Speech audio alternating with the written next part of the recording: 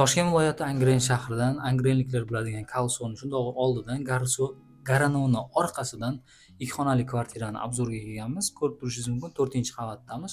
4-qavat 2 xonali kvartira. Xo'p, obzorimizni boshlaymiz. Kirib kelganimizda chap qo'limizda mana ko'rib turibsiz, hojatxona qismimiz joylashgan.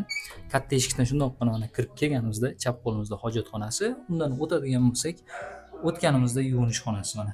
Yuvinish xonasi ko'rib turganingizdek o'rtacha holatda yuvinsa bo'ladi. Uy egalari o'zlari yashab kelishgan shu vaqtgacha, lekin maslahat berardimki, sotib oladigan odam bitta olib turib o'zi ta'mirlab olsa juda ham zo'r holatda bo'lardi. Mana bu zal qismimiz. Bundan o'tganimizda o'ng qo'limizda mana yotoqxonamiz joylashgan.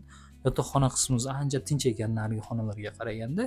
Orqa tomonimizda esa o'sha uylar qilib qo'yilgan, mana daraxtlar ekib qo'yilgan, ko'rib turibsiz.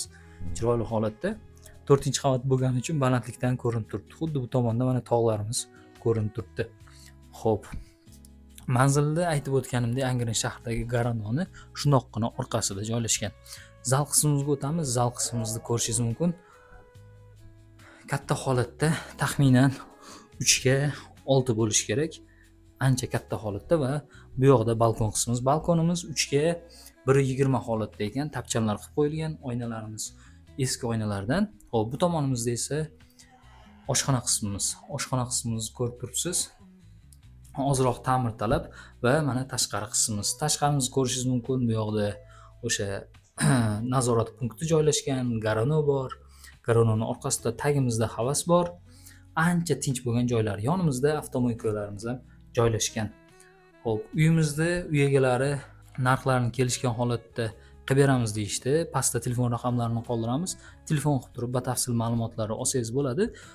Shaxsiy tavsiyam, uyni olgandan keyin bitta ta'mirlab oladigan bo'lsangiz, juda ham zo'r holatda bo'lar ekan. Nimaga bunaqa deyapman? Chunki shahar markazi mazza qilib turib yashaysiz, 4-qavat bo'lishiga qaramasdan balandlikdan mazza qilib ko'rib o'tiradigan holatda. Bu videoni 4-qavatdan 2 xonali kvartira qidirib yurgan tanishlarimizga jo'natib qo'yamiz. O'zim olib turib, o'zimni didimdagidek ta'mirlayman deganlar uchun ham juda ham mos holatda bo'ladi.